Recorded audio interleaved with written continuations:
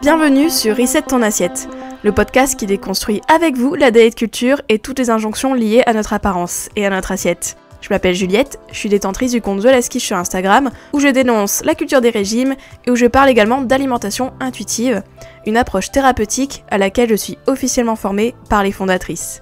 Je suis ravie de vous avoir sur mon podcast et je vous souhaite une très bonne écoute.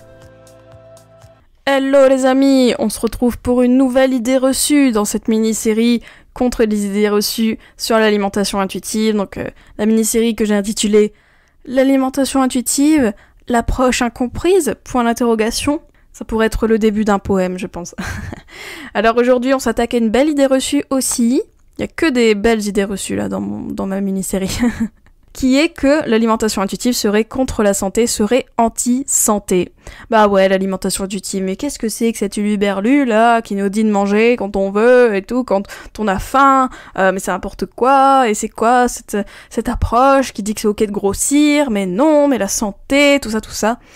Je vais pas entrer en débat sur la grossophobie, je vous invite à écouter mon épisode sur la santé, je vous invite à écouter mon épisode sur la grossophobie, etc., à écouter les autres épisodes que j'ai fait avant, parce que quand même, je me répète beaucoup.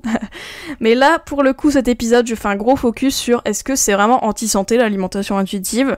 Est-ce qu'on est contre la santé ? Bah non, en fait, parce que c'est une approche exprès pour la santé, et je vais vous dire pourquoi. Donc, accrochez-vous, je vous explique tout, c'est parti. Alors déjà, pourquoi l'alimentation intuitive est pour la santé et non pas contre la santé ? Alors déjà, on va revenir à ce qu'est la santé. Alors la santé, selon l'OMS, donc l'Organisation mondiale de la santé quand même, c'est quelque chose, définit la santé comme un état de complet bien-être physique, mental et social et ne consiste pas seulement en une absence de maladie ou d'infirmité. Du coup, ça comporte bien le physique, le mental et le social. Alors déjà, pour la santé physique, est-ce que l'alimentation intuitive est pertinente pour notre santé physique ? Bah déjà oui, parce qu'en fait c'est contre les régimes déjà, donc du coup on rejette en fait tout ce qui est restriction, tout ce qui fait qu'on nourrit pas notre corps à la hauteur de nos besoins, tout ce qui fait qu'on silence notre corps, ses signaux, etc. Donc déjà c'est quand même pas mal pour la santé, non ? Bon, déjà. Première chose. Ensuite, deuxième chose, comme je vous disais, c'est honorer ses signaux de faim, de rassasiement, de satisfaction. Du coup, le corps, il est nourri, le corps, il est entendu, le corps, on veille sur lui, en fait, parce que on prend soin de lui en lui donnant la nourriture qu'il lui faut, en lui donnant le repos qu'il lui faut, parce que c'est important dans l'alimentation intuitive, en prenant soin de ses ressentis corporels, etc. On essaie de les comprendre, on essaie de les écouter, on essaie de les identifier, donc il y a quand même beaucoup de choses qui sont pour la santé physique. On essaie aussi de manger les aliments qui font du bien, notre organisme, donc il y a aussi la nutrition, donc déjà santé physique c'est pas mal aussi. On parle même aussi du mouvement, donc le mouvement, donc c'est-à-dire bouger pour notre santé et pour notre plaisir, et pas en mode no pain no gain, mais surtout pour se sentir bien dans son corps. Donc il y a quand même beaucoup de choses en alimentation intuitive qui sont faites pour qu'on se sente bien dans notre corps et loin des régimes, parce que au final c'est les régimes qui sont contre notre santé. C'est les régimes qui font qu'on s'écoute pas. C'est les régimes qui font qu'on a un poids artificiellement bas qui ne nous va pas à notre santé. Enfin, du coup, l'alimentation intuitive, c'est vraiment une approche pro-santé. Et de toute manière, elle a été développée par 2 diététiciennes américaines et qui, elles, avaient à cœur la santé des gens, à la base. Donc, franchement, l'alimentation intuitive, c'est une approche pour notre santé physique, mais une santé qui est holistique, qui prend en compte plein de choses et qui est surtout anti-régime, donc anti-restriction, anti-contrôle, anti-perte de poids intentionnelle qui fait du mal à notre organisme. Au moins un mangeur intuitif, lui, il écoute son corps et en vrai, son corps lui en remercie aussi, c'est important. Donc du coup la santé physique, elle est là en alimentation intuitive. Après bien sûr la santé physique, ça a beaucoup d'autres facteurs qu'on peut pas contrôler, etc. Mais quand même l'alimentation intuitive, on favorise en fait, au final, des comportements qui sont favorables à notre santé, bénéfiques pour notre santé, bien évidemment. Je voulais également préciser pour l'aspect santé de l'alimentation intuitive qu'au final, l'alimentation intuitive est aussi pro-santé parce qu'on prend aussi en compte les pathologies de chaque personne dans la thérapie. C'est-à-dire que si quelqu'un est diabétique, si quelqu'un est, a le SOPK, le syndrome d'ovaire polykystique, etc., qui a une autre pathologie sous-jacente, eh bien on prend ça en compte en alimentation intuitive. Et donc c'est bien sûr pro-santé parce qu'on fait en sorte que les gens soient en bonne santé par rapport à leur pathologie, pathologies, etc. Mais en intégrant aussi l'alimentation intuitive. En fait, les pathologies plus l'alimentation intuitive, ce n'est pas deux choses différentes. Les deux peuvent être imbriqués et on peut très bien manger intuitivement en ayant du diabète, etc. C'est juste d'autres choses à considérer, mais cela n'annule pas, entre guillemets, la thérapie de l'alimentation intuitive. Voilà. Ensuite, deuxième chose, c'est que l'alimentation intuitive est aussi bien pour notre santé mentale, parce que, eh bien, comme on n'est pas au régime, comme on n'a pas de restrictions, déjà niveau mental, on se sent mieux, hein. On est content, on est satisfait de manger les choses qu'on aime, on ne se prive pas, etc. Et donc pour notre santé mentale, c'est tout un monde différent.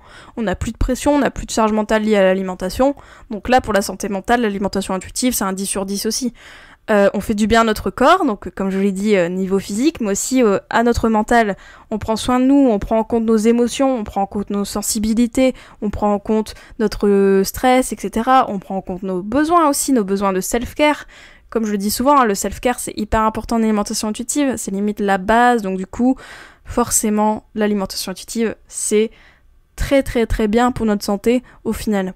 On a aussi une meilleure estime de nous-mêmes, on reprend confiance en nous parce qu'on sait se nourrir sans les règles extérieures, on sait choisir ce qui est bon pour nous, on sait aussi œuvrer pour nous, pour notre corps et pas contre lui. Et ça, j'ai pas encore dit aussi, mais l'alimentation intuitive, elle comporte toute une dimension par rapport au corps, donc bien sûr les signaux, etc., tout ça, mais aussi son image corporelle, et ça, niveau santé mentale, mais aussi santé physique, parce que même pour le mouvement, etc., enfin bref, eh bien c'est hyper important parce que on se sent mieux quand on accepte son corps et qu'on accepte le poids qu'il fait. Et ça, c'est hyper important, que ce soit pour notre santé physique, parce qu'on ne lutte plus contre notre nature, et aussi pour notre santé mentale, parce qu'on se sent mieux, on se sent en phase en fait avec notre corps, même si bien sûr il ne pèse pas forcément le poids qu'on aurait voulu ou que, comme je vous disais, la culture des régimes aurait voulu, mais en tout cas c'est le poids qui va bien à notre corps, c'est le poids auquel notre corps se sent en sécurité, c'est très important aussi, et donc du coup on prend soin de notre mental et de notre physique. En fait, l'alimentation intuitive, c'est notre vision de la santé. Déjà, c'est une vision de la santé qui n'est pas grossophobe et qui prend en compte la diversité corporelle, et ça c'est hyper important aussi. En alimentation intuitive, on croit à ce qui est appelé Health at Every Size, donc il y a aussi une sorte de mouvement et de thérapie qui préconise aussi le fait que, on peut être en bonne santé à n'importe quel poids, c'est-à-dire que même si tu pèses X kilos, même si ton IMC est élevé, etc., que sais-je, tu peux être en bonne santé, ce n'est pas non plus une question de poids et d'IMC. C'est une autre façon de voir la santé, et qui est en plus de plus en plus corroborée par des études scientifiques, etc. Au final, la santé, qu'est-ce que c'est ? C'est des comportements, bien sûr. Après, il y a toute la partie génétique, etc., environnement, sur lesquels on n'a pas beaucoup de manœuvres, hein, et c'est ok, donc ça, faut quand même préciser que la santé, bien sûr qu'on fait ce qu'on peut, mais au final, la santé, voilà, on peut pas non plus décider, il y a la génétique, etc., et il faut pas non plus être validiste non plus, mais en tout cas, l'alimentation intuitive, elle favorise des comportements bons pour notre santé, et elle prend en compte toutes les dimensions de la santé, c'est-à-dire la santé physique, et la santé mentale, et ça c'est hyper important, et je pense que récemment on a pris conscience de la santé mentale, de son importance, mais en tout cas bien sûr que c'est super important, donc pour ça l'alimentation intuitive elle prend tout ça, elle prend en compte toutes les dimensions de la santé, et pour ça c'est une approche hyper complète en tout cas.